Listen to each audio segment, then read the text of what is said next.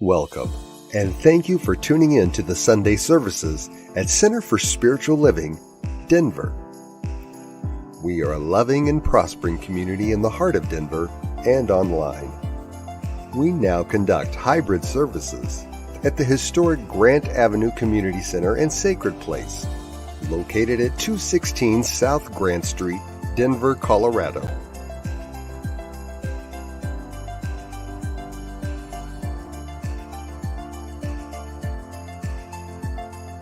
All are welcomed here. A place, space, and face of love. We are a spiritual community practicing universal principles that enrich our lives. We are grateful that you have blessed us with your presence. While online, we'd love to know you're watching with us. Feel free to leave a comment and let everyone appreciate you. With everything going on, life can feel overwhelming. CSL Denver wants you to know we are here for you. Please know that our practitioners are available for personal prayer work. Our licensed spiritual practitioners' names and phone numbers are available on our website at csldenver.org. Or if you have a prayer request, feel free to email it to info@csldenver.org. For your convenience, you'll find clickable links in the description of this broadcast. Rev El Zia, along with all our guest speakers, practitioners, service coordinators, and musical inspirations, want you to know how truly grateful we are that you are with us today. Thank you for your continued support and participation in our services, workshops, and events, as well as providing financial contributions to our center. If you're interested in upcoming events and information, we send out weekly newsletters. Sign up by visiting www.csldenver.org. We deliver services in a hybrid format where we meet in person at 216 South Grant Street. We will also continue to live stream all services on Facebook and YouTube every Sunday. Find us on our respective channels as well as on New Thought Media Network. Again, thank you for your precious attention. Now prepare for engaging enlightenment.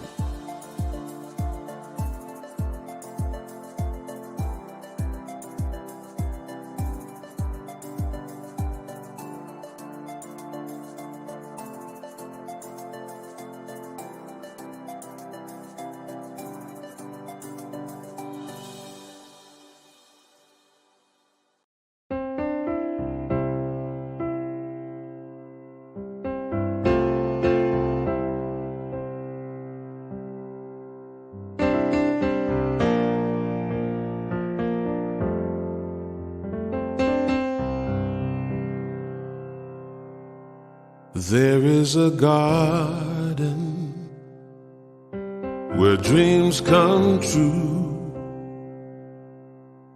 a beautiful garden where God's grace blooms. There is a garden where everything grows, a beautiful garden where love is sown. And in this place of light and love, you can have anything that you're dreaming of. There is a garden where dreams come true,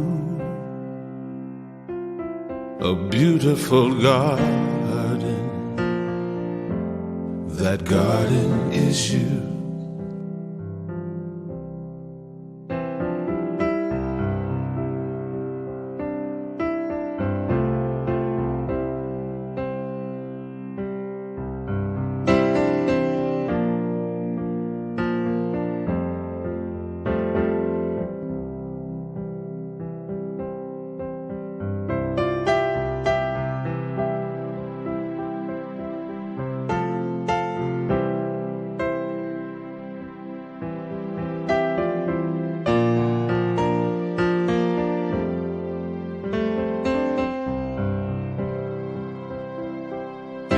And in this place of light and love, you can have anything that you're dreaming of. There is a garden where dreams come true, a beautiful garden. That garden is you. Such a beautiful garden. That garden is you.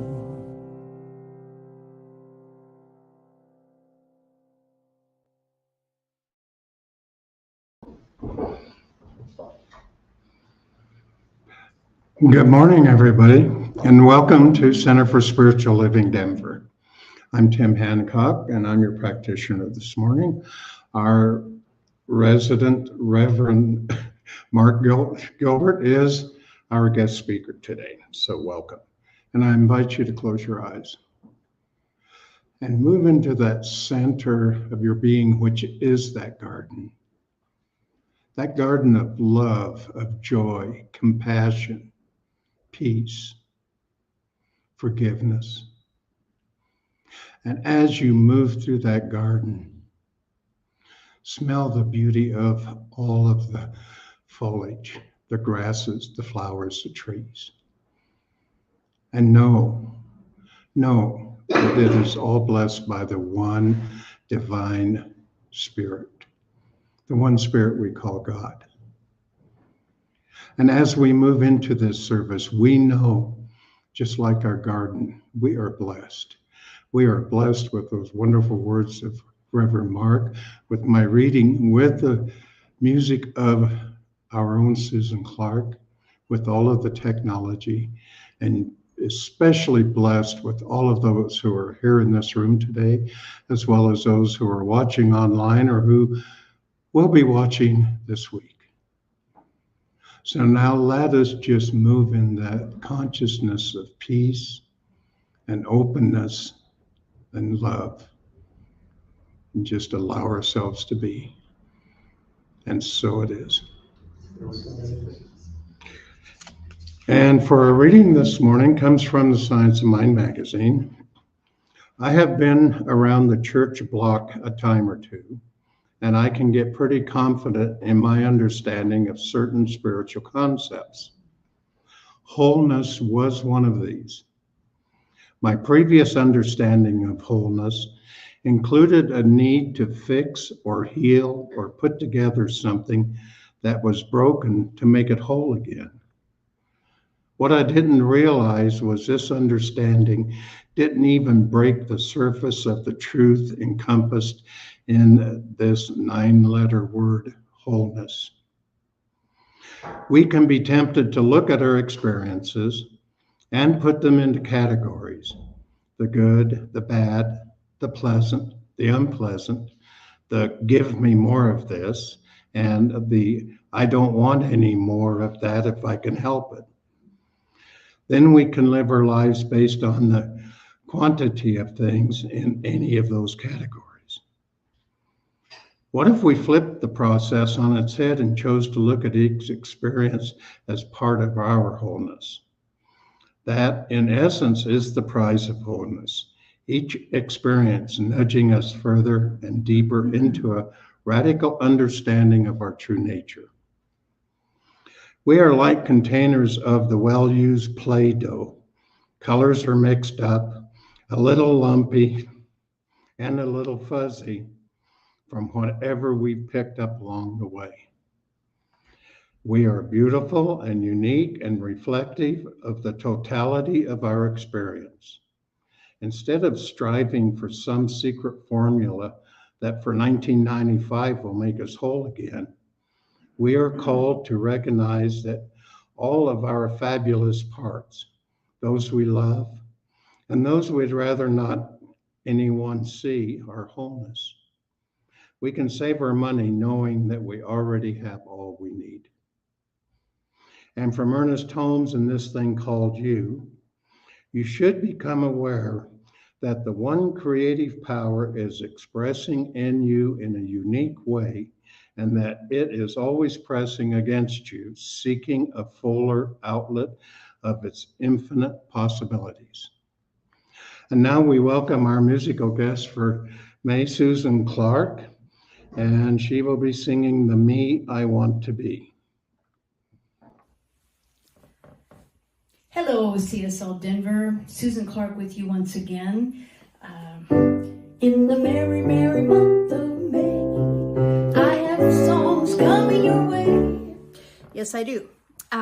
Thank you so much for having me again to provide your special music for the month of May. Happy Mother's Day in advance to all the mothers out there and all the nurturers who are watching. Let's see.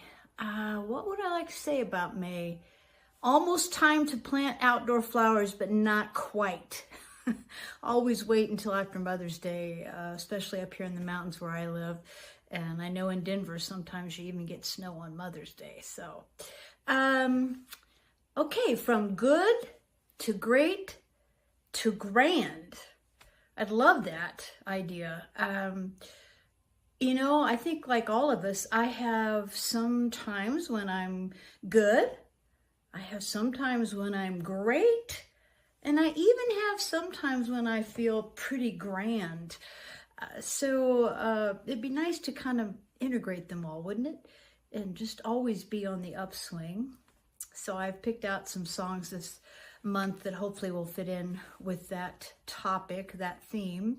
I hope you enjoy them. And I'll go ahead and say hello and goodbye on this little video. And I am happy to be visiting with you this month.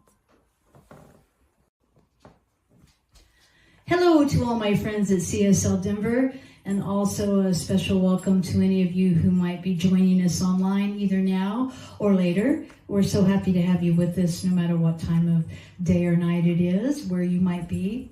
And my name is Susan Clark, and I am so happy to be providing your special music for the service today. That's my dog, Riley. That's Riley, who just joined us. Let's say a little prayer. She stays quiet during this session. I picked out a song by Sue K. Riley, and Sue K. Riley is becoming my favorite New Thought singer-songwriter.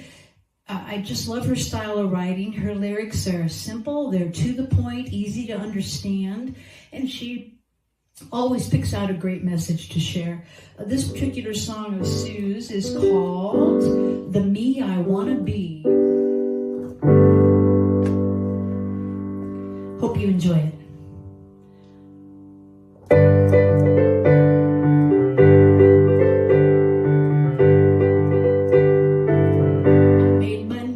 Resolutions, only 16 pages long, didn't hardly make a dent in all the things that I've done wrong. Hope springs eternal, and I've got a whole new year. Maybe this time I'll get through all the things I want to do.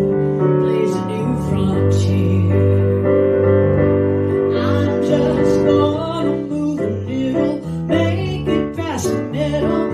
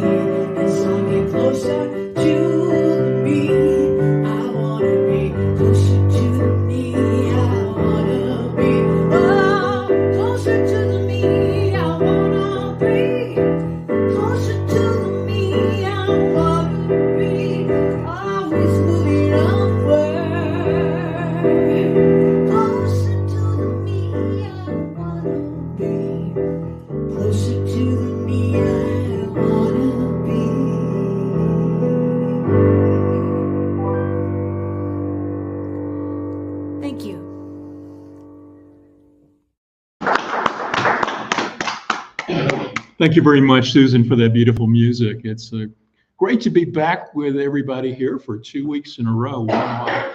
I'm lucky and I'm blessed, and I just feel the goodness in my own life by the fact that you keep inviting me back to share my thoughts with you. Welcome to everybody here in the room. Welcome to everybody who is online and who may be watching this later on the video. I just appreciate that. I know you got a lot of choices in life, and to choose to be with us, it's just a wonderful blessing for us as well, and hope that you find this meaningful this morning. Just one programming note for those of you who are in the room. This is the 1st of May, first Sunday in May, as Susan indicated, and before her music. And this is the Sunday of the week that the CSL Denver has instituted a recent process of holding a short meditation and group discussions after the service. So I invite you to stay afterwards for a little few minutes of meditation and just sharing what's on your mind, questions about science of mind, anything that you wish to discuss. And I look forward to that conversation. That's the kind of juicy stuff that I think is really fun to get into, and want to hear what's on your mind. As Susan indicated, our theme this month, we are looking at going from good to great to grand. All of the talks this month will be looking at that particular message, and in today's message, it's really about living an actualized life.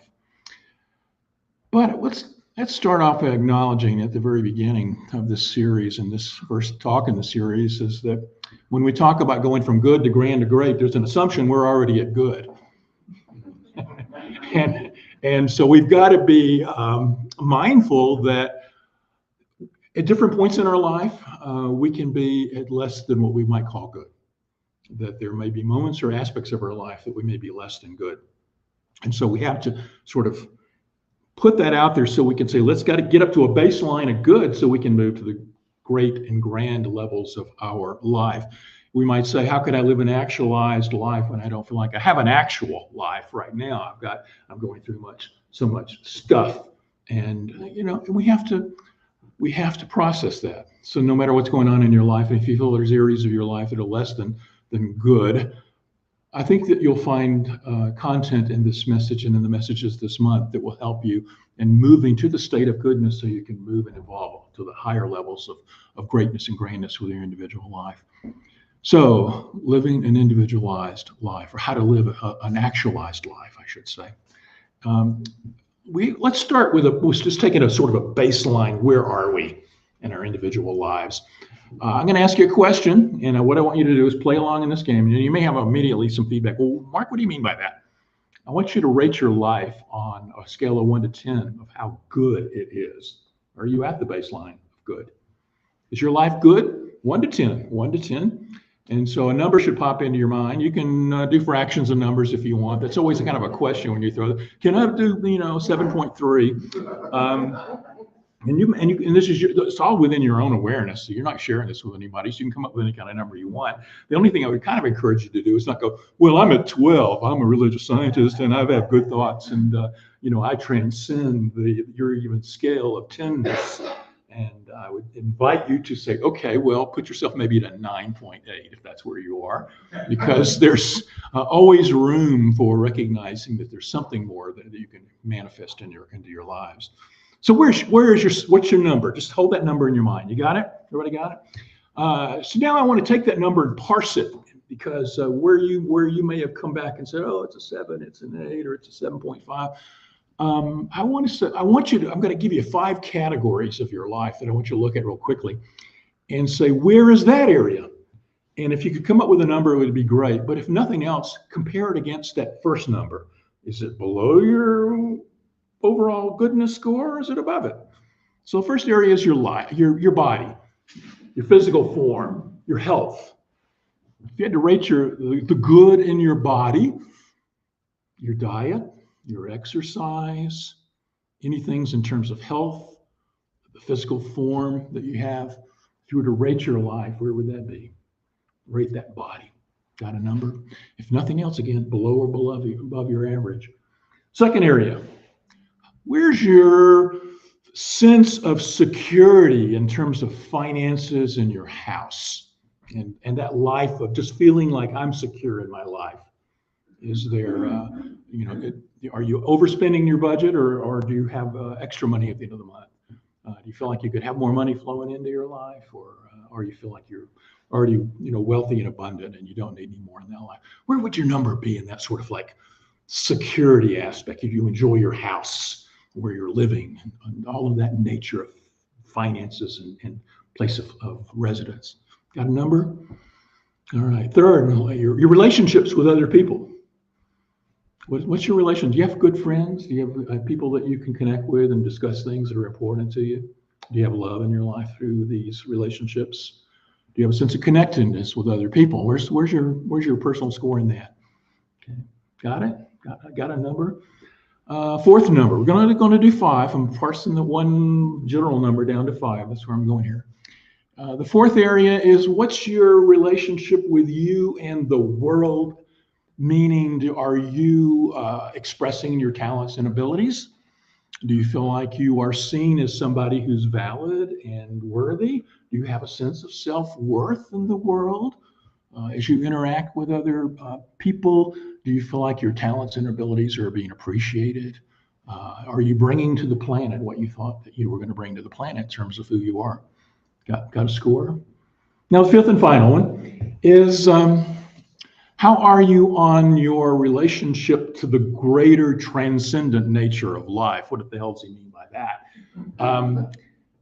What's your relationship in your spiritual path with God, with the divine, with spirit? What is your relationship with Gaia, with the world? What is your relationship with humanity in general? Do you have a sense of your place of being in this greater transcendent aspect of yourself? If you were to look at yourself as an individual in a relationship with something greater and grander beyond you, how is your life rated? Would you rate your goodness in that? Okay. Now, it would be hard to hang on to all those numbers in your mind, but I want you to focus on for a moment is, again, that first number was, how good is your life? We're on a scale of 1 to 10. And the others, you may say, well, it was above or below that. And if you know which ones, if you at least can remember which ones were above and which ones were below your overall average, that gives you sort of a sense of a starting point of saying, where is there something perhaps I need to look at and work on? We'll come back to this later. Let's just sort of like set that on the shelf for a moment. What we're looking at today is living an actualized life. Now, for me, when I hear that phrase, the first thing comes up for me as I go back to my days as an undergraduate student, getting a degree in psychology and studying the psychologists of that time who were important. And some of them bored me, the B.F. Skinners and the behavioralists and all of that stuff. I felt like it didn't really relate as much. And there was too much emphasis on abnormal psychology. I was interested in the higher states of human consciousness and where we could develop and grow into our higher states of who we could be. And there was a budding movement when I was in my undergraduate degrees, those days, of people who were looking at this particular question of the higher potential of humans. One of them, of course, was Abraham Maslow. Most of us know Maslow. We've all known Maslow's hierarchy, the hierarchy of needs. And we're actually going to go through that for a moment, because I think it's good just to refresh it in our minds in relation to this topic of living an actualized life. But it was Maslow who created, or at least popularized, the term of self-actualization. And it was a concept that was to say that at the certain higher levels of potential within humans were a motivation for us to desire something beyond the norms of our physical life and our physical interactions with the world, and that we were driven by these higher things. Now, Maslow created what he called a sort of motivation scale. So what motivates humans to make decisions? And in his hierarchy, which we all know the pyramid, if you've studied, and just an aside, he didn't create the pyramid. People took his model and made the pyramid. That was not his creation. What he actually said was he generalized when he looked at people's motivators. The things that motivated them fell into categories. There were physical needs, air, food, water, etc. Then there were safety and security needs, shelter, level income, feeling that I live in a safe environment. I'm not going to get attacked, so I have safety needs. There were needs above that, love and belongingness. How am I fitting in with a group? Do I have a significant other, or am I getting love in my life? The fourth one was self-esteem. How do I feel about myself in the world and my relationship to everything else? these 4 levels, and then the 5th level he came up with, which was the tip of his pyramid, was called self-actualization. And I'll come back to that in a moment. What he recognized is that we tend to have to fill most of the needs at the lower levels before we can move to the higher levels. So we have to have our basic physical needs met before we can move up to things. I'm not going to worry about my self-esteem if I, don't have any food to eat. I'm not going to be worried about love and belonging necessarily if I'm homeless and living on the street and don't have a sense of security. And so although the levels are a little bit fluid, they're not rigid levels, we can sort of look at it that we have to meet certain needs before we can move to the higher needs. And I think we can see that in our lives, is that we can be flying along and feeling like everything is wonderful, and then we get hit with an illness, and we're back in our physical needs and having to deal with the physical stuff going on before we can get back to feeling like we can focus on higher stuff. We have a death or a loss in our family, and that's going to knock us off. And all of a sudden, we have to somehow deal through the grief issues of that and get a sense of closure and completeness before we can move back into looking at higher stuff in our lives. So Maslow's model, makes a lot of good logical sense to me, and it's always guided me for much of my life.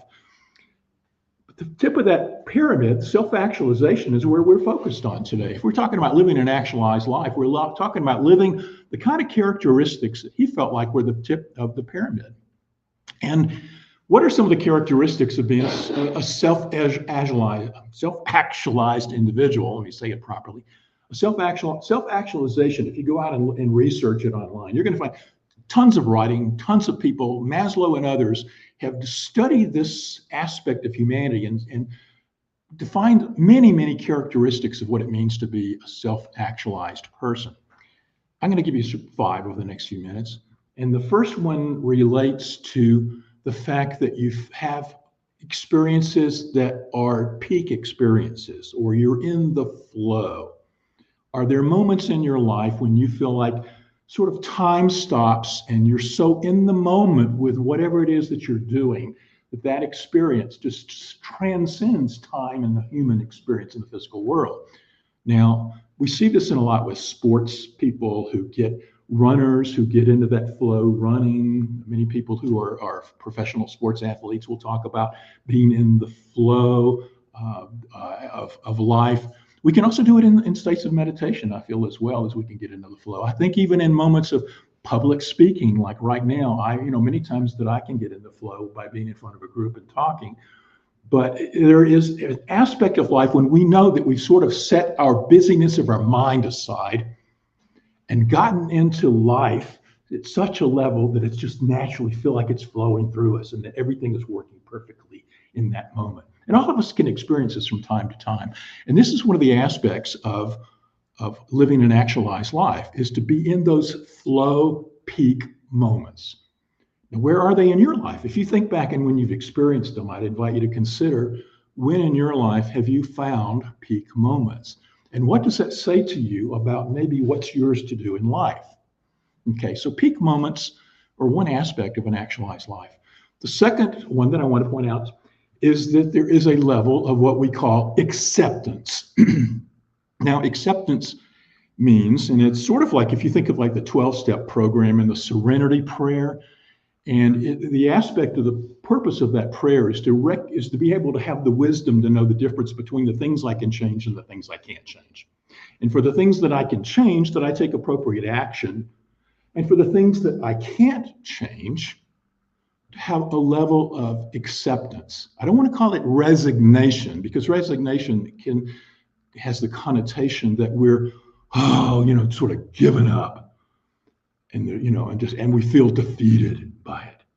Acceptance has a different feeling to it. Acceptance is to look out at life and to recognize there are things out there that maybe I can have some minute impact on. Maybe in that scheme of chaos theory that we discussed last week, that I can be the butterfly that makes a little change here that hopefully will impact that. But at the same time, I have to be okay with the fact that what I view out there in the world that bothers me, and it can be in my life as well, if I don't have any control over it, as long as I'm pushing against that, I'm not going to be living an actualized life. As long as I'm resisting that aspect, I have to come to a level of acceptance of it. So what is it right now, perhaps, that you feel like you're resisting, that you have no control over and you need to accept? I know for me, sometimes I look at the life and, how we're treating the planet, the income inequality, the political divisiveness, things of that nature that I feel on some regards, maybe I have minute ways I can navigate around the edges and have an impact. But at the same time, I feel like there's things about that if I want to dwell on them and get upset, that's one choice I can make. Or I can have sort of an inner acceptance that that's going to play out the way it needs to play out in life, and I don't have any control over it. And by that level of acceptance, it lets me allow that aspect of life to be, and I'm not spending so much of my mental coin on focusing upon it. So that's another second characteristic. A third characteristic of living an actualized life is to have what's called gratitude or an appreciation. Appreciation means I go through this life with a high level of appreciation for what I have.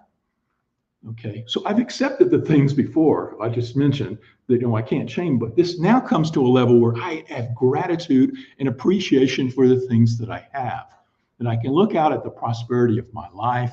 I can look out at the fact that I live on that Goldilocks planet with the right temperatures and water and air and all the goodness of being able to live in the physical form as a human being, that there's great gifts in that. And do I have appreciation for it?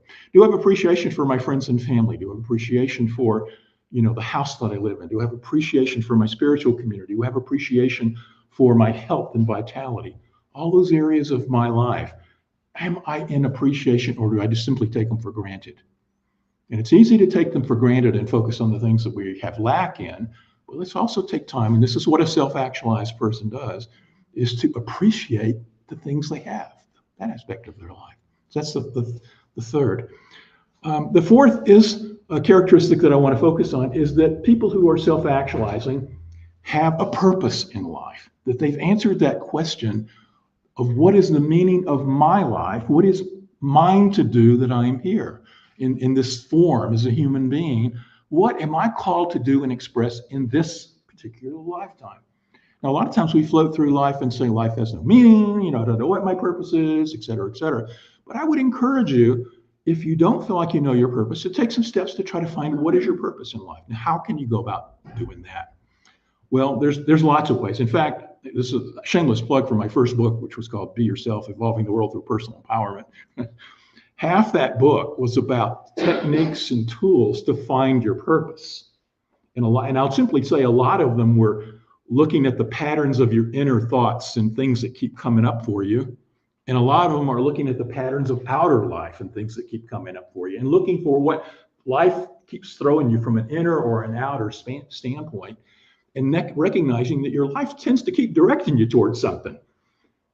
Now, if you need help, there's lots of YouTube videos, there's lots of books. Mine's just one of many, many. There's classes that are offered here and at CSL Denver and other communities that help you design a process of looking at your life and what is yours to do and be in life.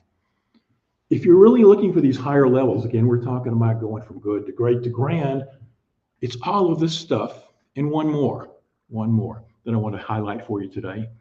And that is, people who self-actualize look at life as a journey. A lot of times we think we arrive at a certain place. People who are in these higher states of awareness know it's never an arrival. It's a continuous unfolding. It's like a spiral that we're turning upward and going to higher and higher levels in our life. We look at our life as like an evolutionary journey where, yes, we may accomplish something and we can look back at our lives and say, look how much I've done. But where I am is just the next step on the next place I'm going.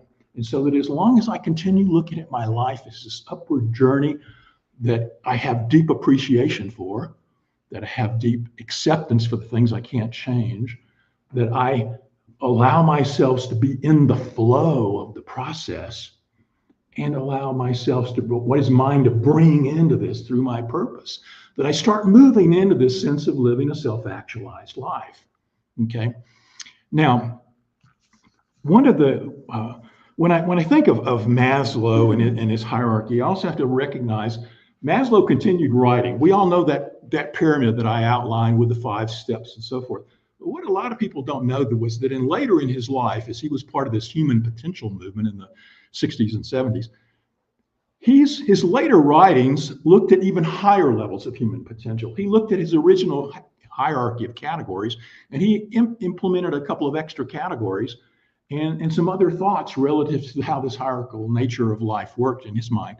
One I want to recognize is that he later came up with a higher level on his pyramid than self-actualization, and this was called self-transcendence. Self-transcendence. And now what did he mean by that? He's getting at that aspect that there's also a motivation in us to transcend these physical forms, to transcend this sense of me as this person, Mark, standing before you, to see myself in connection with humanity in general, the planet, and whatever the divine or God or spirit is in my awareness. That there is something in me that calls me. Now, again, I got to meet all those basic human stuff as I navigate around in physical life. But as soon as I can meet most of that, there's a direction and focus that moves us to those higher levels. So you have something in your life that's focused on self-transcendence? If not, maybe there's a movement there in terms of you going from good to great to grand. The other thing that Maslow recognized in his later writings was that he could categorize all of these categories of needs that we have into two basic needs.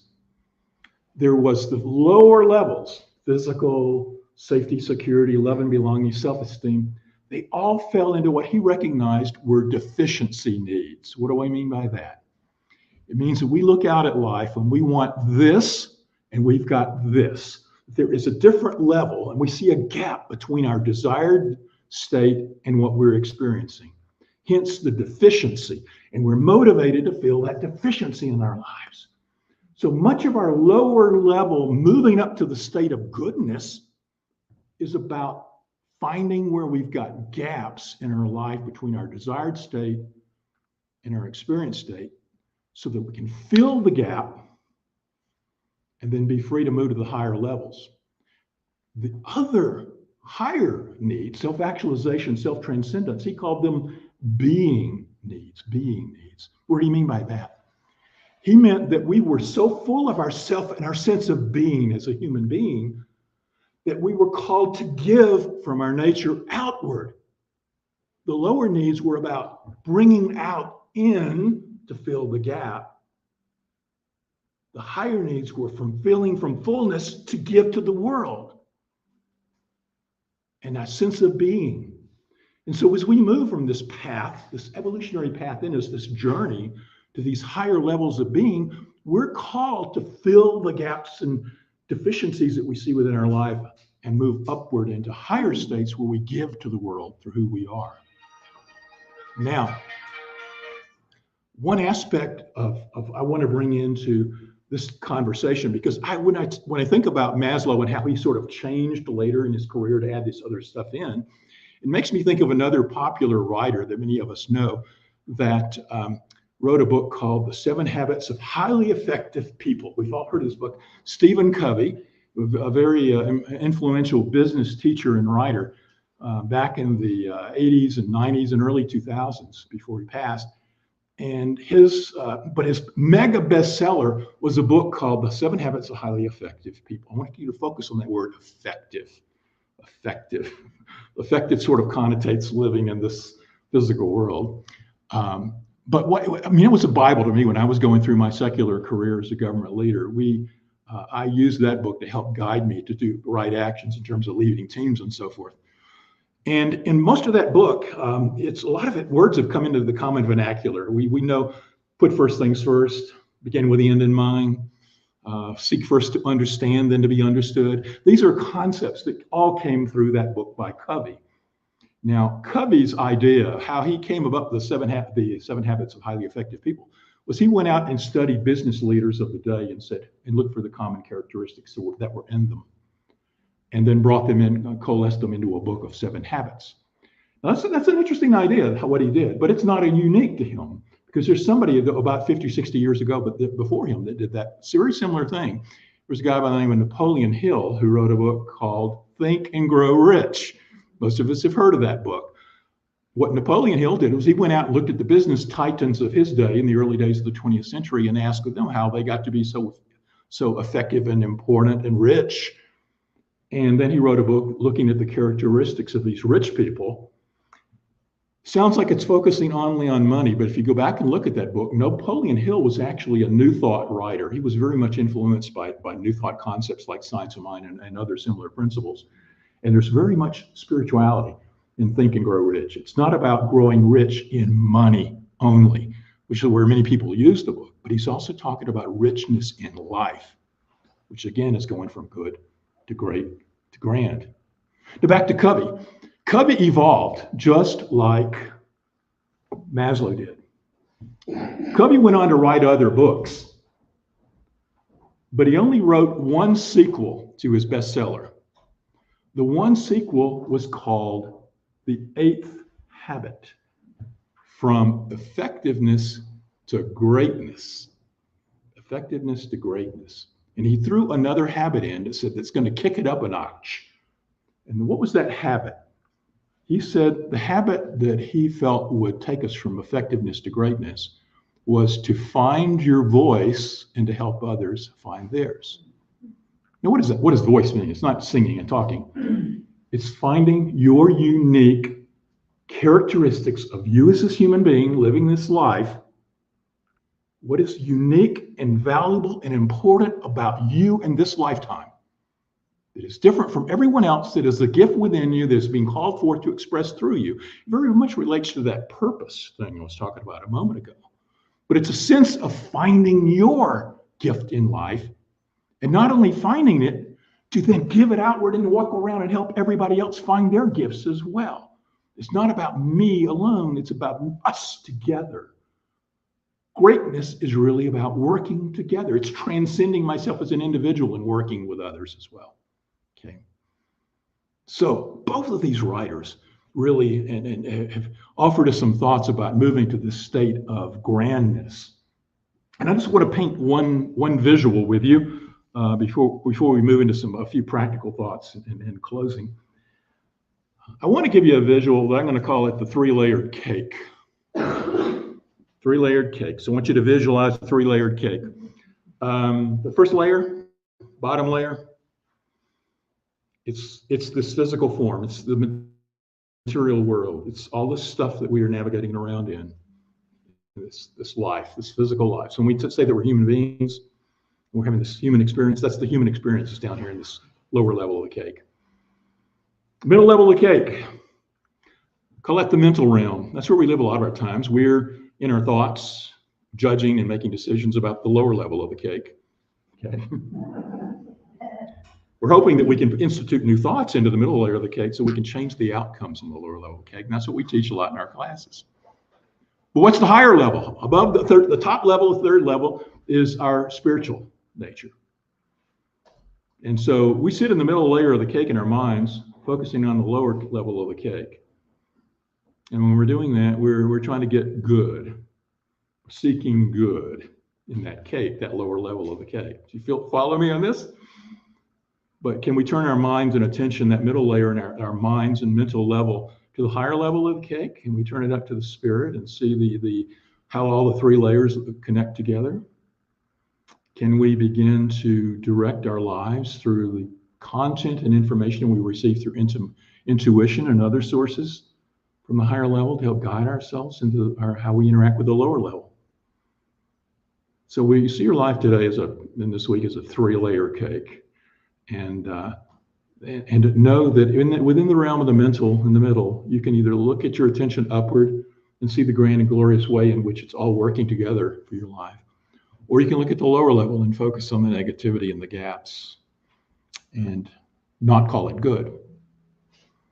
So how can we use all this craziness I've been throwing at you for the last few minutes to actually benefit your life, to actually help you in moving from goodness to greatness to grandness? How can you actually?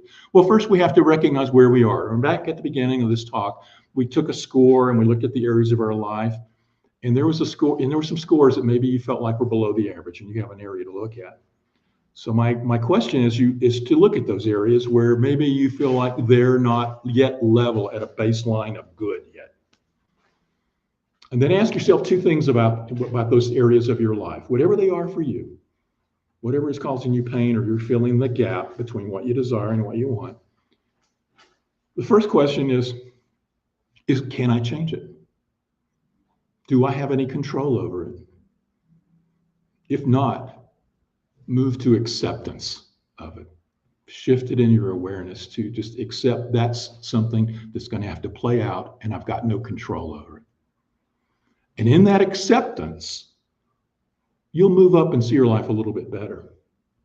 You'll come to a sense of appreciation. It may not be what you're desiring in life, but by accepting it, you can come to appreciate it. That's the first question. Again, if there's the gap, can I change it? If the answer is yes, then what's holding you back?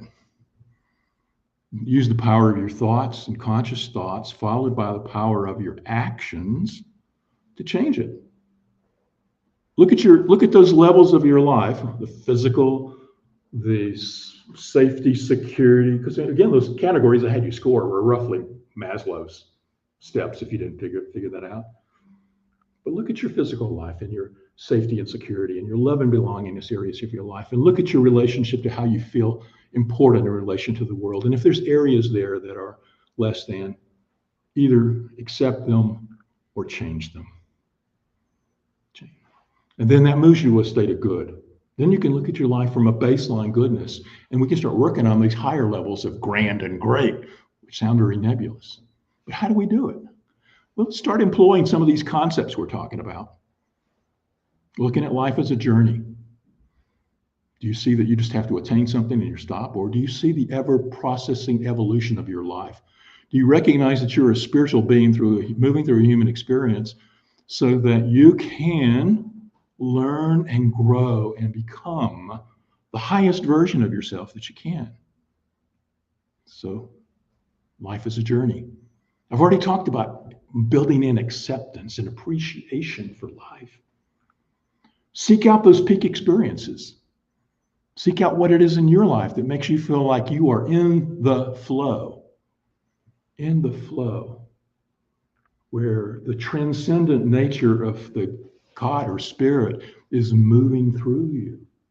If you take any of our classes here, you know we talk about changing our consciousness from life being done to us, we're victims, to being done by us, we have a sense of control, to life being done through us. And that's that flow that we're seeking at the higher levels of our being. Until we can actually transcend everything and see that life is done as us, that we are part of the one spirit that is life. So, take the characteristics of living an actualized life and move them into your life. Move yourself up to the base level of goodness by looking at where there's less than. And then turn your attention, as you're sitting in the middle level of that 3-layer cake, away from, look down at life and appreciate it. Look down on the lower level and say, it is good. And then turn your attention and focus up to spirit and God and oneness and say, let's make it great. And let's just imagine the world that we could live in if everyone, a significant number of us, could shift our focus up in recognizing the divine within us, and that we're all one, that we're all here to give our gifts and live our life on purpose, and to help everybody else do the same. So let's pray. So as we move inward, let's do so with a sense of God is flowing through us as us. There is only this one life, one power, one divine essence. It's expressing in so many, many, many, many ways, and that includes each and every one of us here in the room, watching online, watching the video, and those who are not with us. Everything is expressing as God expressing as that individual, unique thing. Every one of the expressions of the divine is moving through its own challenge of life and searching for a state of goodness in their own life. But we know that goodness is not an arrival, that it's a continuous journey upward as we return to a remembrance of the truth of the divine within us, that we are like those Buddhist bodhisattvas who learn and grow and know and then bring back our truth to others, that we have a supportive role in the oneness to help each other find their gifts and talents, to find their truth and to live their fullest life. So we start where we are in our lives right now. Wherever we are, we know that goodness is prevailing, that we're lifting our consciousness to higher levels, and we're seeing the divinity in all, and we're taking through our power of free choice and free will and our ability to change things that we can change to make this a world that works for everybody. We know this is good. We know this is good. We can feel thankful for these lives. We have gratitude for all it is. And we'll release these words into the law, knowing they're so. And so it is. Amen.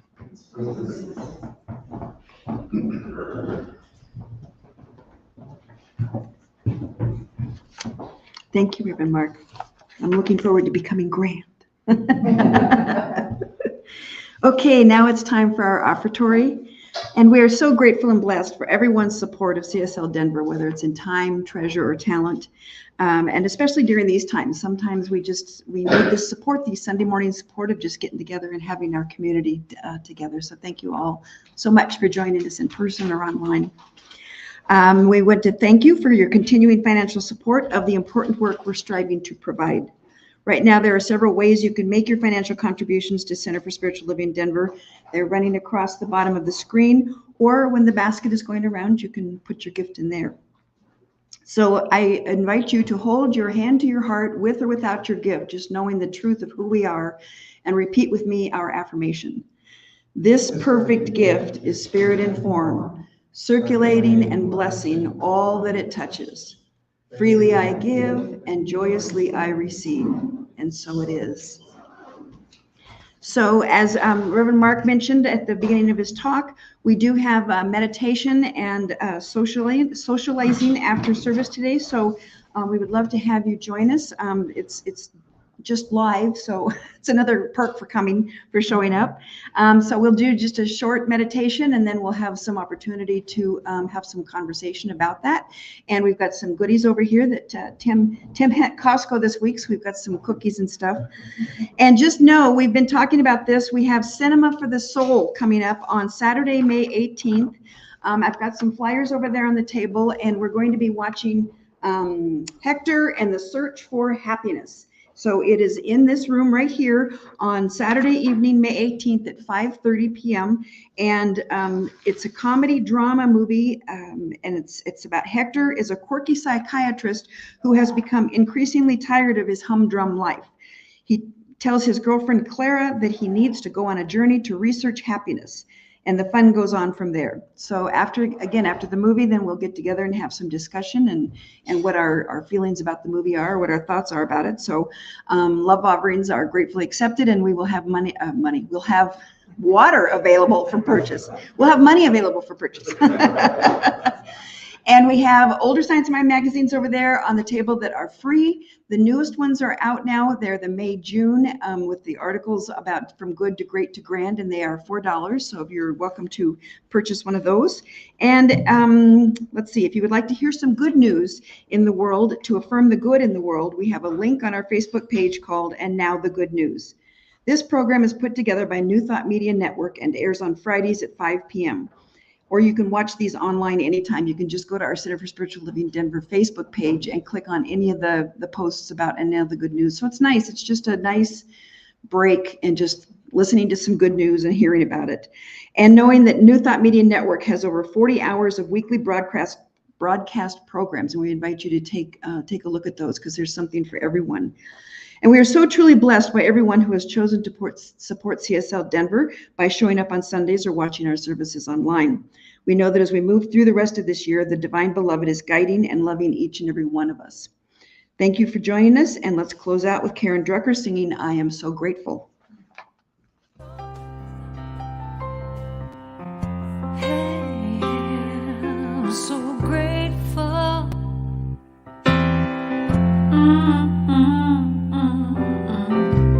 I'm so grateful. I'm so grateful. I'm so grateful.